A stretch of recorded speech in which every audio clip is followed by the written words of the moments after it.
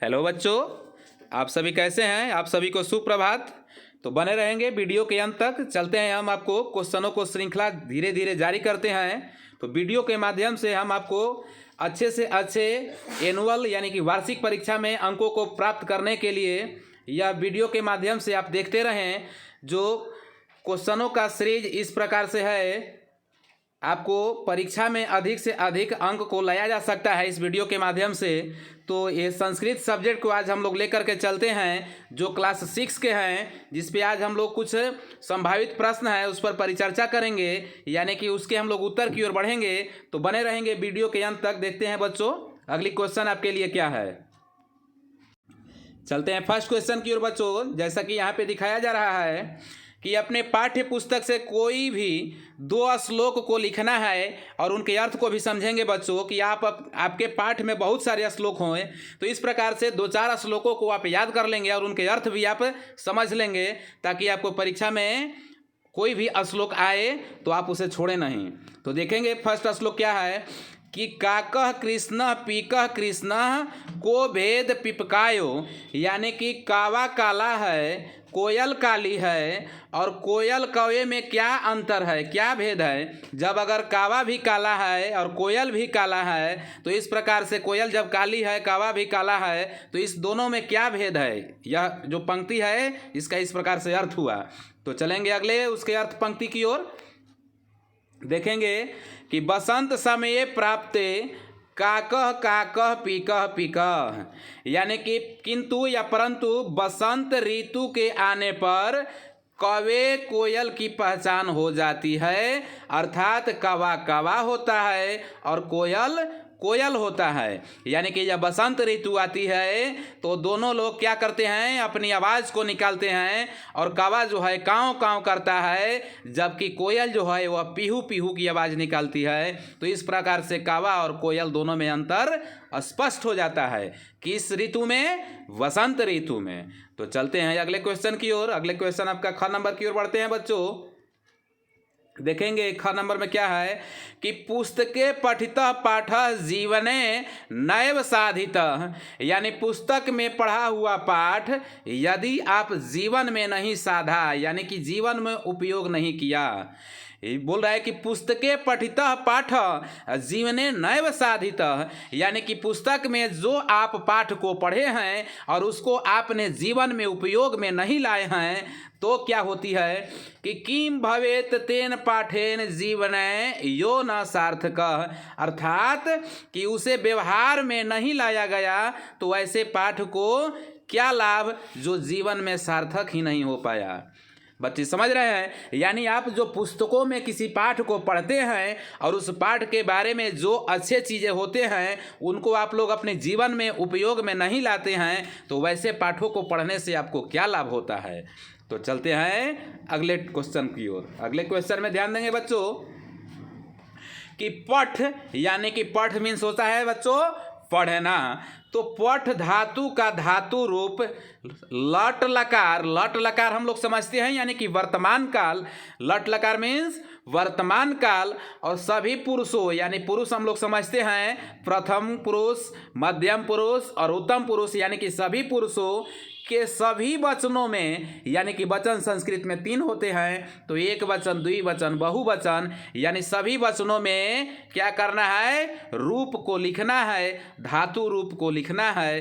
तो चलते हैं हम लोग किस प्रकार लिखा जाएगा।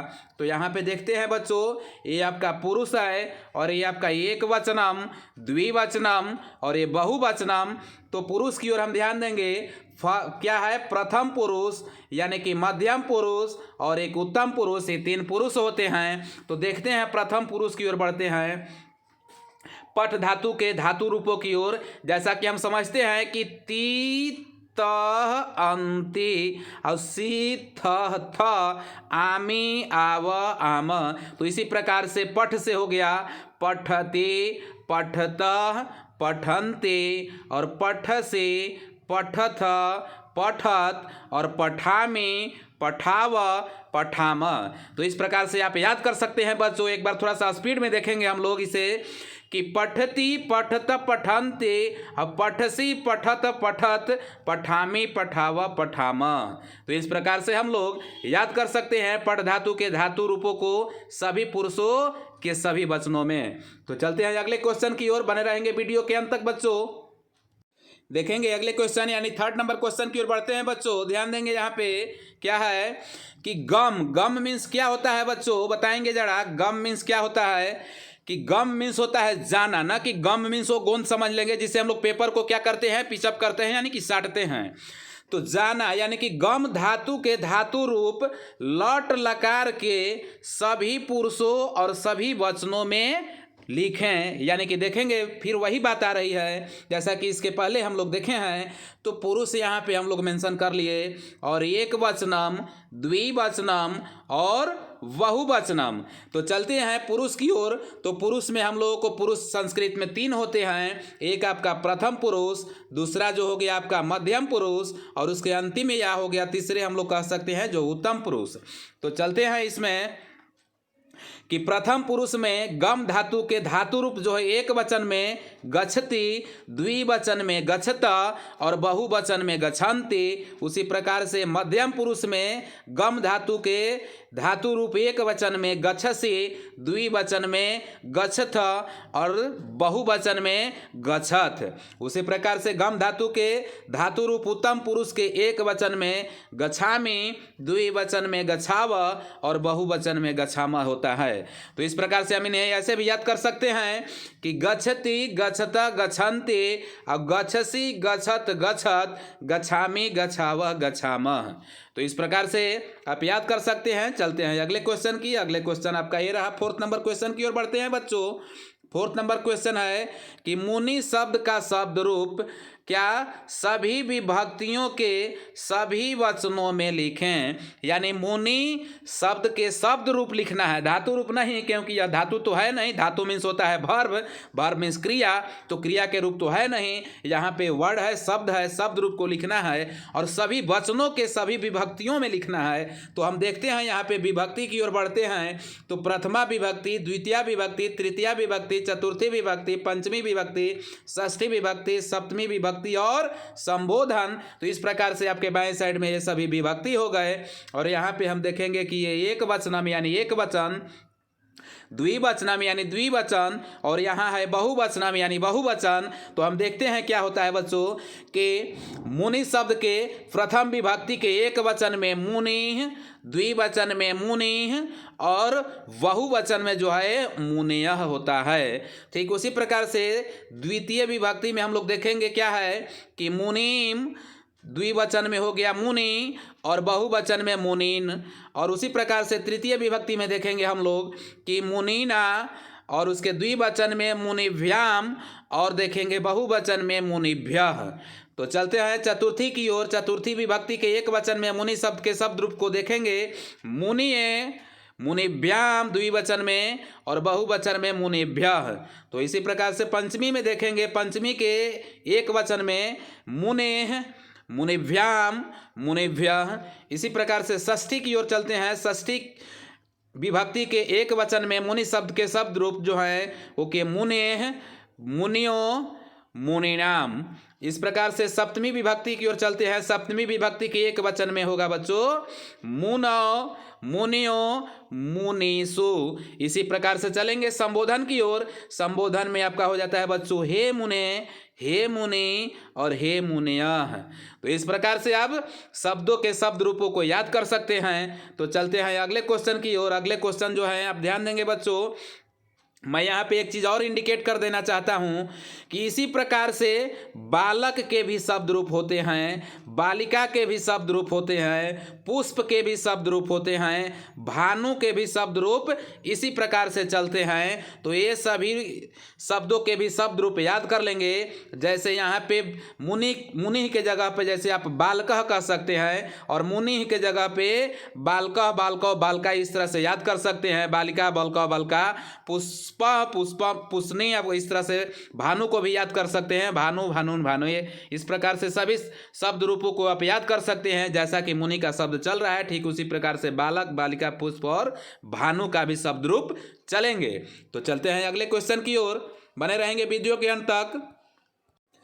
अगले क्वेश्चन आपका ये रहा, यहाँ पे देखेंगे बच्चों, ध्यान देंगे अगला क्वेश्चन कि मिलानम कुरुतः यानी मिलान करें। तो मिलान करें मतलब कि मिलाना है, मैचिंग हम लोग समझते हैं। तो देखेंगे सहसा, सहसा मतलब होता है क्या बच्चों, अकस्मात, अचानक। तो हम लोग देखते हैं सहसा को किस में ले चलते हैं। तो सहसा को हम लोग कहाँ पे ले चलेंगे बच्चों, ध्यान देंगे।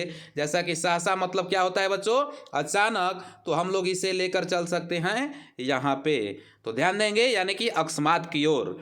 धनम, धनम मीन्स क्या होता है बच्चों, धन। और धन को हम लोग संस्कृत में क्या, द्रविणम कहते हैं। तो देखते हैं द्रविणम की ओर इसे हम लोग ले चलते हैं, यानी द्रविणम आपका यहाँ पे रहा। तो चलते हैं अगले क्वेश्चन की ओर। अगले क्वेश्चन आपका है आकाशम।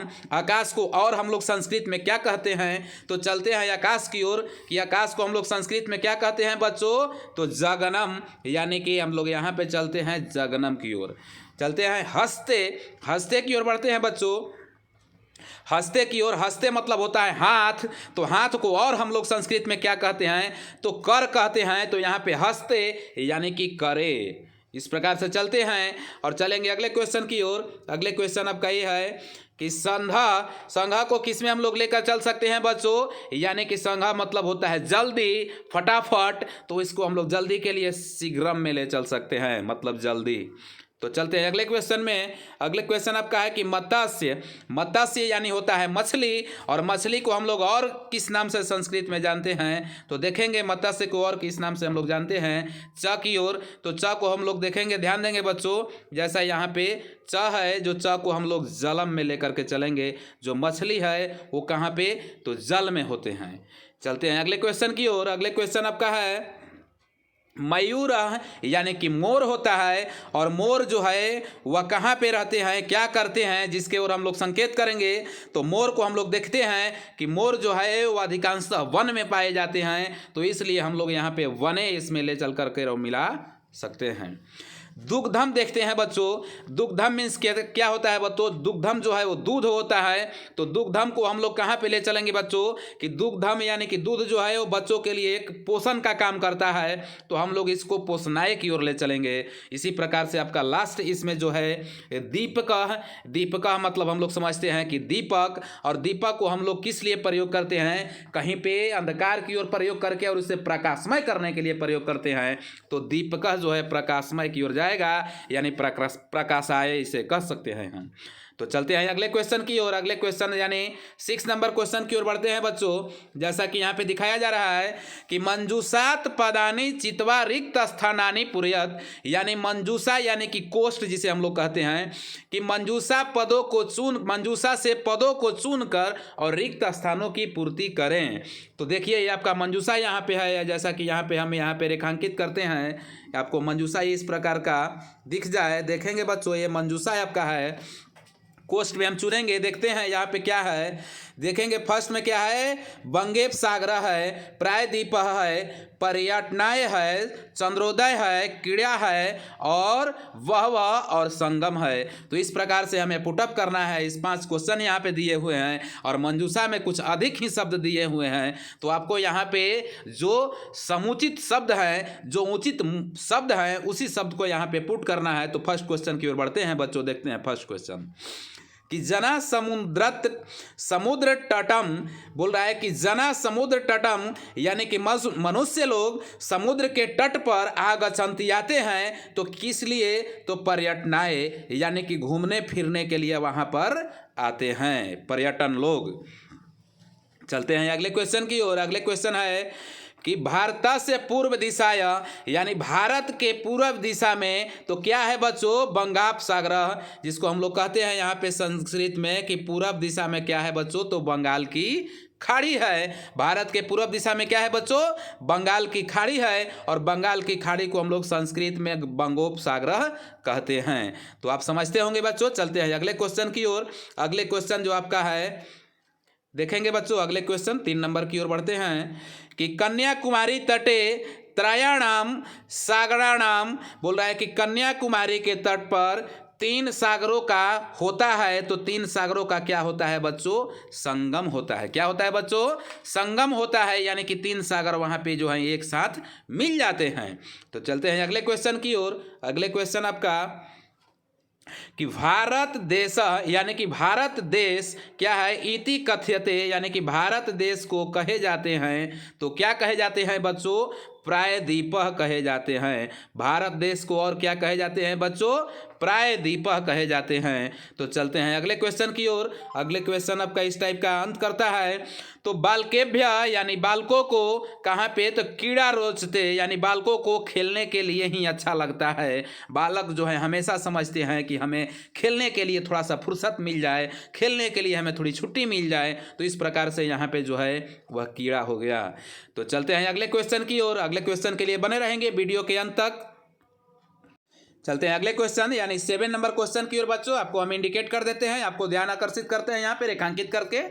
तो देखते हैं, अधोलिखिता नाम प्रश्न नाम उत्तरम एक पदेन लिखत यानी निम्नलिखित प्रश्नों का उत्तर एक पद, पद का मतलब एक शब्द हम लोग समझते हैं, एक शब्द में यानी कि वन वर्ड में लिखना है। तो देखते हैं क्वेश्चन की ओर बढ़ते हैं कि अन्य मक्षिका कुत्र दस्यते यानी अन्य यानी कि दूसरे जो मधुमक्खी था, दूसरे मधुमक्खी जो था वो कहाँ पे डसती यहाँ पे यानी कि कहाँ पे डंक मारती है। तो आप लेसन जब पढ़े होंगे तो आपको समझ में आया होगा कि जो लेसन आह आह की आवाज़ जो निकलती थी उस लेसन के द्वारा, यानी कि जो राजा था वो बोला था अपने किस से, नौकर से कि हमें 2 चीज़ ला करके दे दो, क्या, एक ऊह और एक आह। तो वो 2 मक्खियों को पेटिका में अपने बंद करके लाया था और राजा के सम्मुख पेश किया था।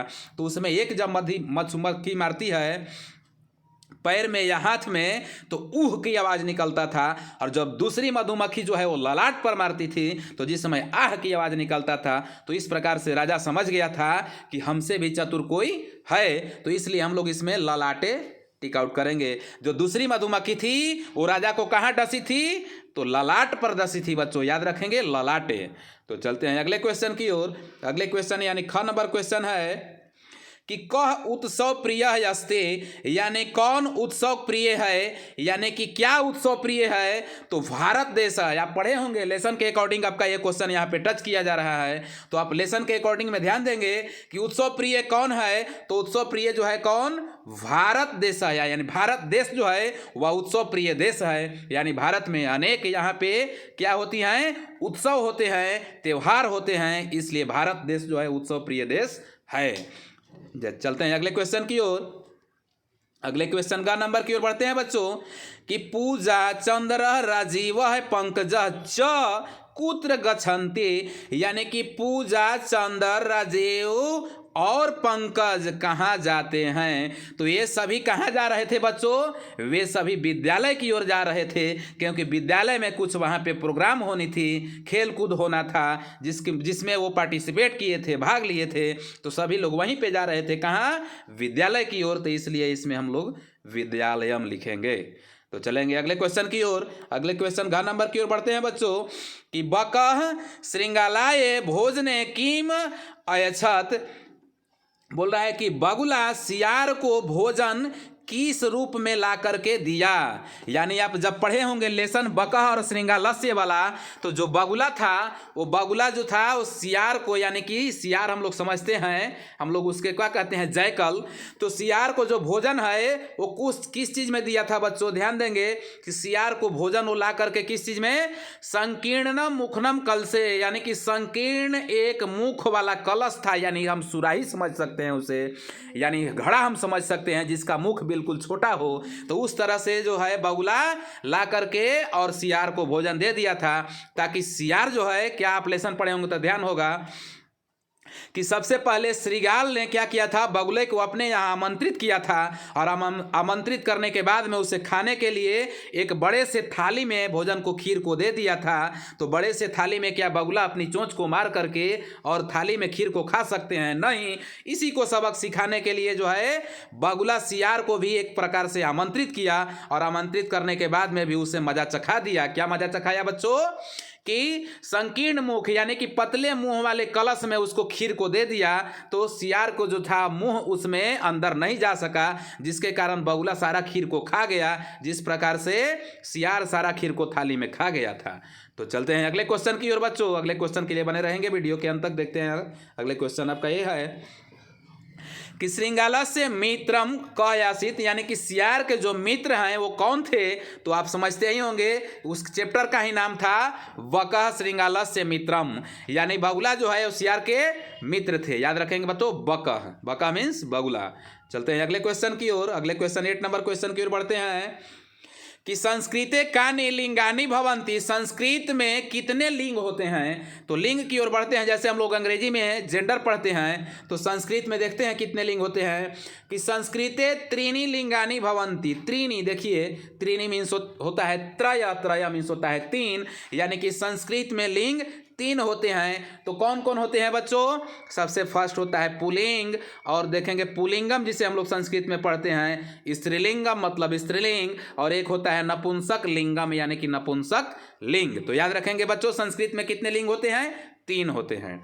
चलते हैं अगले क्वेश्चन की ओर। अगले क्वेश्चन आपका 9 नंबर एक क्वेश्चन रहा कि संस्कृते कानि वचनानि भवन्ति, संस्कृत में वचन है जो कितने होते हैं, संस्कृत में वचन कितने होते हैं। तो देखते हैं कि संस्कृते त्रीणि वचनानि भवन्ति, यानी कि संस्कृत में वचन जो है वो 3 होते हैं। तो कौन कौन से वचन होते हैं बच्चों, ये भी ध्यान देंगे आप कि फर्स्ट जो है वह एक वचनम यानी कि एक वचन, उसके बाद द्विवचनम यानी 2 वचन, द्विवचन, और एक है बहुवचनम यानी कि बहुवचन।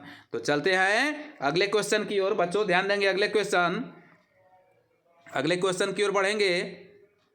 अगले क्वेश्चन आपका है कि संस्कृते त्रय पुरुषा भवन्ति, यानी इसका क्वेश्चन जो है यहाँ पे आप देखेंगे, सॉरी मिस्टेक हो रहा है यहाँ पे, देखेंगे क्वेश्चन की ओर पहले देखेंगे।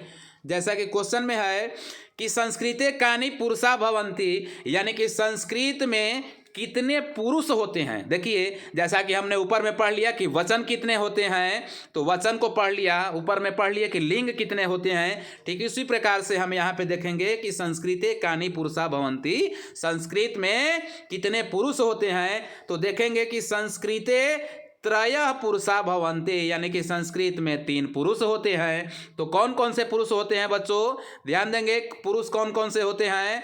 तो पुरुष की ओर बढ़ते हैं बच्चों, तो प्रथम पुरुष यानी कि प्रथम पुरुष, मध्यम पुरुष यानी मध्यम पुरुष, और एक है उत्तम पुरुष यानी उत्तम पुरुष। तो संस्कृत में पुरुष 3, वचन 3, लिंग 3। चलते हैं अगले क्वेश्चन की ओर। अगले क्वेश्चन आपका देखेंगे कि संस्कृते किम कारकः अस्ति, बोल रहा है कि संस्कृते किम कारकः अस्ति। तो संस्कृत में कारक क्या है, यानी कि संस्कृत में कारक हम लोग किसे कहते हैं। तो पढ़ते हैं कारक को हम लोग की संस्कृत में कारक किसे कहते हैं। तो देखेंगे कि वाक्य क्रियाया साक्षात अन्वय येन पदेन स भवति तत्पदनम कारकम भवति, अर्थात इसका अर्थ को हम लोग समझेंगे कि वाक्य में क्रिया का साक्षात अन्वय जिस पद के द्वारा होता है या जिस शब्द के द्वारा होता है वही जो है कारक कहलाता है, या उसी पद को हम लोग कारक कहते हैं। तो इस प्रकार से आपका 6th क्लास के संस्कृत सब्जेक्ट के क्वेश्चनों का सीरीजों का श्रृंखला समाप्त होता है। तो बने रहेंगे अगले वीडियो के लिए। माँ गायत्री के यूट्यूब चैनल को सब्सक्राइब कर लें, अगर अभी तक लाइक नहीं किया है तो लाइक कर लें और अपने दोस्तों के पास भी शेयर कर दें। थैंक यू, धन्यवाद बच्चों।